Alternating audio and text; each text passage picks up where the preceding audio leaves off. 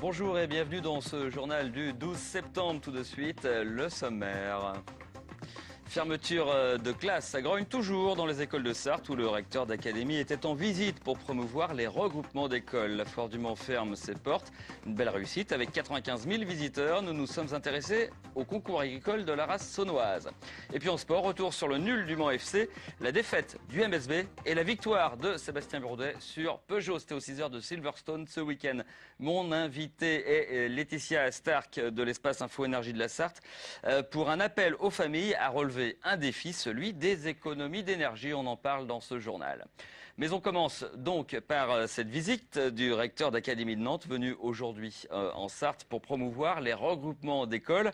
Une visite sur fond de grogne des profs et des parents d'élèves après les fermetures de classes décidées par l'inspection académique. Des actions avaient lieu au Mans et à Trangé. Laure Girard, Pierre Lelès. Ils n'ont jamais eu autant de professeurs, les élèves de ce CM1. 5 pour 25 élèves, un rapport idyllique pour cette classe, sauvage. Car les instits, ce sont des parents, mécontents de voir cette école du Ronceret perdre une 9e classe. L'annonce en a été faite mardi par l'inspecteur d'académie, qui a ainsi appliqué les seuils de fermeture, une politique du chiffre que rejettent ses parents. Ce ne sont pas des chiffres, ce sont des êtres humains et que nos enfants, ils sont tous différents et que dans cette école, on a vraiment des enfants en difficulté et qu'on n'est pas en ZEP, mais on pourrait l'être. Donc du coup, il faut absolument qu'ils prennent ça en compte et faire du cas par cas et non pas une généralité parce que lui, il est juste administrateur. C'est inadmissible, hein. Je rappelle que pour simplement 2 enfants, on va fermer une classe.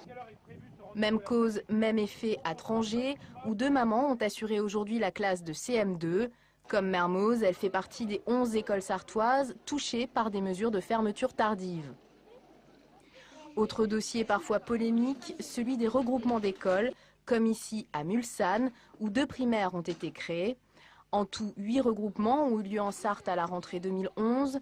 Pour le recteur d'académie, en visite en Sarthe, ce chantier sera une des priorités pour 2012. La tendance est vers le regroupement parce que c'est sans doute ce qui permet une efficacité pédagogique plus grande. Alors ça demande une organisation spécifique, en particulier éventuellement le transport d'enfants et du coup il faut évidemment qu'il y ait une concertation avec les communes et avec les parents.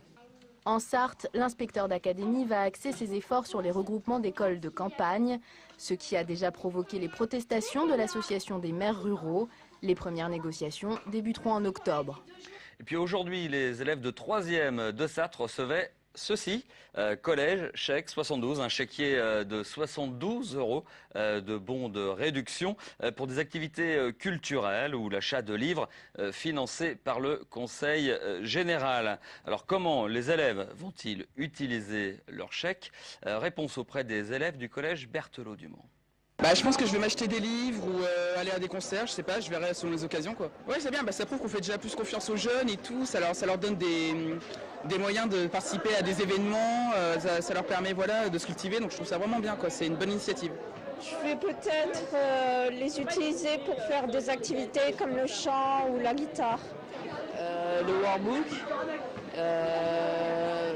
aller au cinéma avec des amis aussi. Aller au concert des automnales. Des automnales. Je pense peut-être aller à la FNAC ou dans une librairie pour acheter, je sais pas, un CD, un livre. Voilà, plein d'idées en fait. Allez, on part à la Foire du Mans à présent, qui pour son 5e et dernier jour a connu encore une belle fréquentation, insuffisante cependant pour atteindre les 100 000 visiteurs au total pour cette 75e édition. On écoute le directeur du centre des expositions du Mans, Julien Rimbaud. La pluie nous a fait défaut hier matin. Elle ne nous a pas permis d'engager une très grande journée, même si on a eu un après-midi très intéressant. Donc je pense qu'on va être à l'équilibre par rapport à l'année précédente. Néanmoins, nous, notre véritable objectif est de faire en sorte que nos exposants travaillent. Et je pense qu'aujourd'hui, on peut dire que ça a été le cas, en tout cas jusqu'à présent. L'habitat semble-t-il bien fonctionner, les véhicules de loisirs, l'automobile, manifestement pas trop de soucis pour le moment. Et parmi ces exposants, il y a les éleveurs, car la foire du Mans, c'est historiquement le plus grand comice agricole du département. L'occasion de découvrir les plus beaux spécimens locaux dans les nombreux concours qui y sont organisés. Exemple avec la race saunoise. Pierre Lolès est tombé complètement sous le charme de cette vache allaitante. C'est une vache bien sartoise, charpentée et productrice d'une viande, paraît-il, recherchée, même si son goût diffère selon la couleur de la robe du bestiau. Si c'est une couleur plus grise, elle a tendance à être plus grasse, persillée. Dans cette couleur-là blonde, c'est moins gras. Voilà. Créée dans les années 30, la saunoise a un peu raté le coche. Contrairement à sa cousine germaine, la Maine Anjou, la saunoise ne s'est pas trop développée. Mais dans les années 90, certains éleveurs ont eu envie de lui redonner une existence légale, ce qu'elle obtiendra en l'an 2000. Question, pour quel intérêt? C'est comme pour le permis de conduire, hein. Si vous savez conduire et tout, bon, il n'y a pas de problème, mais il vous faut quand même le permis. Si vous ne l'avez pas, le permis, vous êtes contrevenant, quoi. Hein, on ne va pas chercher à savoir si vous savez conduire ou pas. On dira il n'a pas le permis. Donc là, les vaches, si on veut les valoriser dans des filières de commercialisation, il faut qu'on puisse attester qu'il y ait une traçabilité et au moins qu'on sache de quoi il s'agit comme animaux.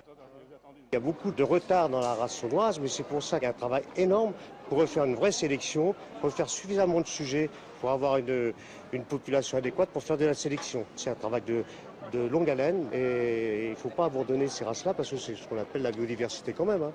Aujourd'hui, le cheptel de saunoise avoisine les 1200 têtes, en grande partie dans le Nord-Sarthe. Agriculture toujours, en bref, 376 éleveurs de la Sarthe vont toucher une indemnisation de la part de l'État.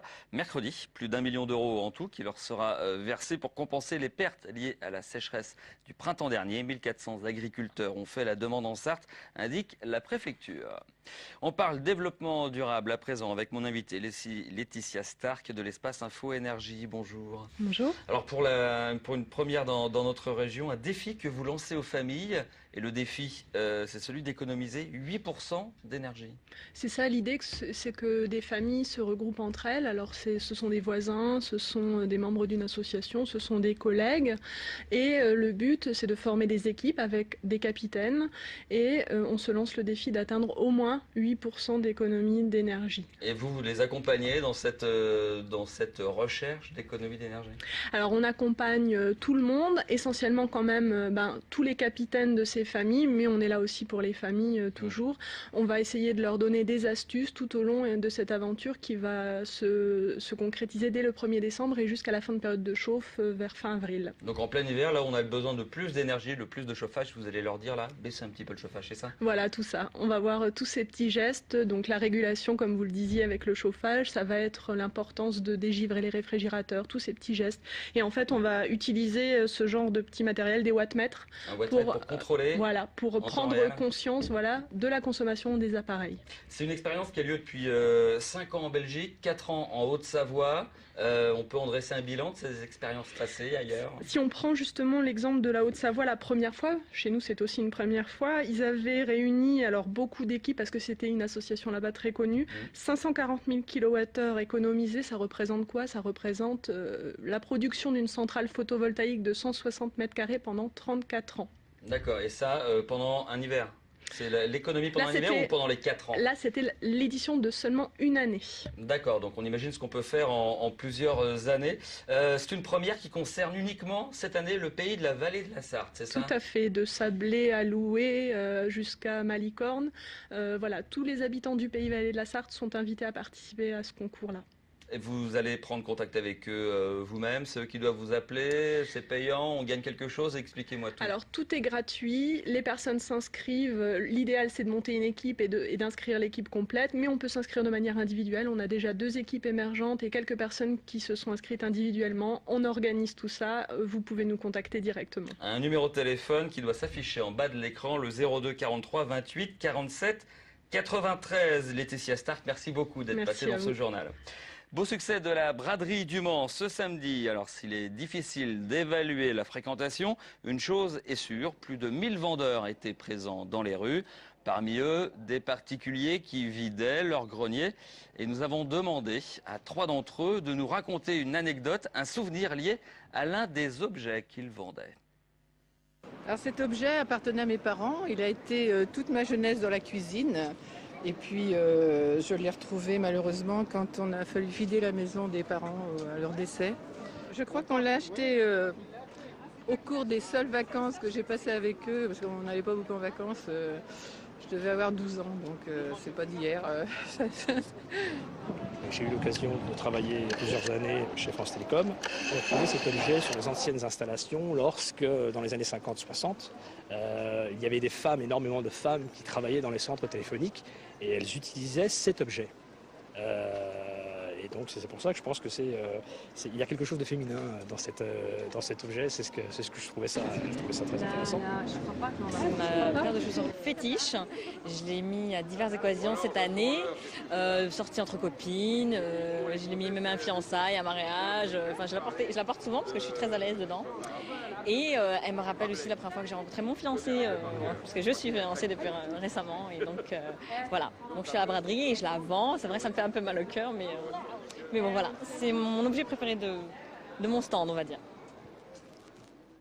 Allez, on termine sur les chapeaux de roue avec la victoire de la Peugeot aux 6 heures de Silverstone. C'était face à Audi ce week-end. C'est la seule bonne nouvelle du résumé sport concocté par Yannick Morfin et Amoun Chabsoudine. Le Mans FC n'a fait qu'un petit match nul et le MSB a perdu. Vainqueur face à hier Toulon vendredi, le MSB n'a pas été en mesure de rivaliser avec Nancy, le champion de France en titre, samedi, lors de la finale du trophée Sarthe Pays de la Loire. Les Nancéens se sont imposés nettement, 96-66, face à des Manceaux qui ont montré beaucoup de lacunes, tant en défense qu'en attaque. Un point, rien de plus. Tel est le bilan du déplacement du Mans FC à Nantes vendredi soir. Malgré une ouverture du score de 6 dès la 17e minute, les Manceaux n'ont pas été en mesure de conserver ce résultat et se sont fait rejoindre à la 78e avec ce but de Mathéus Vivian. Avec seulement 4 petits points récoltés en 6 rencontres, les hommes d'Arnaud Cormier ne décollent toujours pas au classement. Enfin, Peugeot a pris sa revanche sur Audi ce dimanche lors des 1000 km de Silverstone. Dernière manche européenne comptant pour l'Intercontinental Le Mans Cup. Walk Racing monte sur la 3e marche du podium. Voilà, plus d'informations et un résumé complet des rencontres sportives du week-end avec Yannick Morfin dans Prolongation tout de suite après le journal. Jean-Claude Boulard, adapté en bande dessinée, non pas le maire, mais l'écrivain dont l'épopée de la sardine est en cours d'édition chez Glénat, sortie du premier tome en avant-première à la 25e heure de livre sous le titre Les chasseurs d'écume. Et puis l'auteur Cyril Pedrosa sera au Mans ce mardi pour une rencontre dédicace à l'occasion de la sortie de son album Portugal, consacré à l'immigration portugaise. Ce sera à la mairie du Mans de 17h à 20h. Interview de l'auteur dans le bocal local de Julien Sénéchal. Voilà, ce journal est maintenant terminé. Merci à vous de l'avoir suivi. Prochaine édition de l'info en direct demain 18h30. Ça sera avec Pierre Lelès. En attendant, passez d'excellents moments sur notre antenne. Au revoir.